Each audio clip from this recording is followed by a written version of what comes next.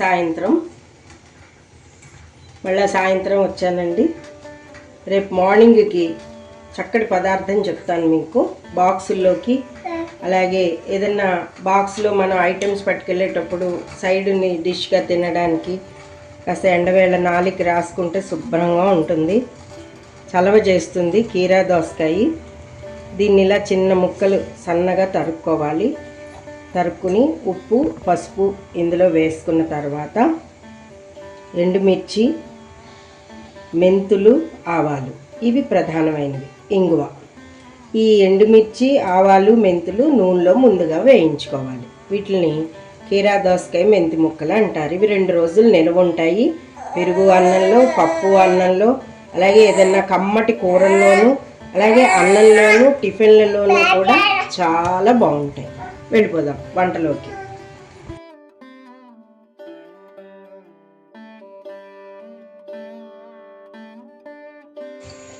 ఎండుమిర్చి తక్కువ పడతాయండి, ఇది కమ్మటి పదార్థం కాబట్టి జాగ్రత్తగా వేసుకోవాలి.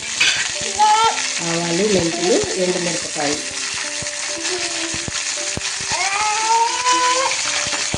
చక్కగా గోల్డెన్ బ్రౌన్ కలర్లోకి వచ్చే వరకు వేయించుకోవాలి. వాళ్ళ రాత్రి కనుక వేసుకున్నారనుకోండి అప్పటికప్పుడు బాగుంటాయి, మర్నాటికి ఇంకా రుచిగా ఉంటాయి. ఎక్కువ నిలవ కూడా ఉండవండి.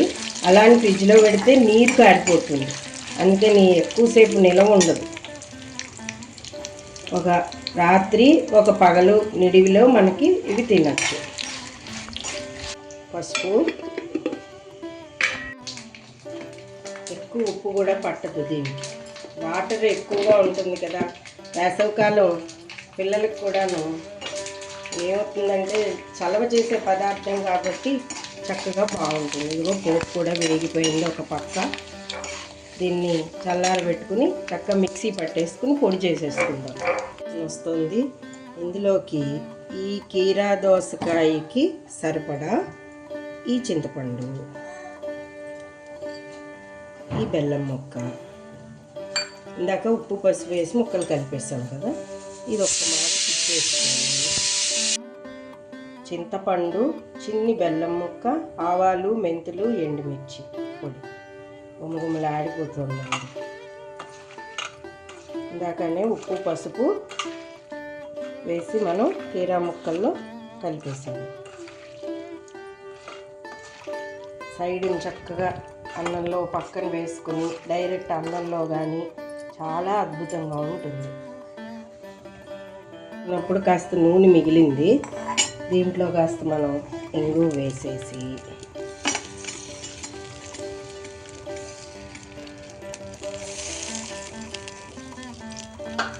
కాసేపు కాగనిచ్చేద్దాము. కుళ మంచి వాసన వచ్చేంత వరకు.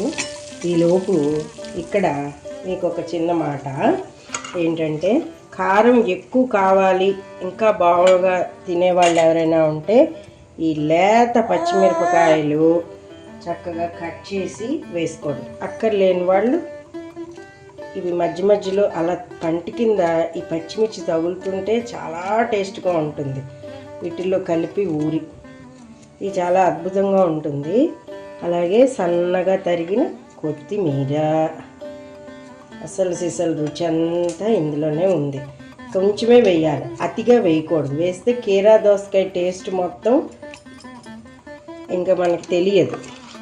నేనైతే ఈ పచ్చిమిర్చి కలుపుకున్నానండి. నేను కొంచెం స్పైస్ ఎక్కువ తింటా, అక్కర్లేని వాళ్ళు అవాయిడ్ చేసేసాను. కొత్తిమీర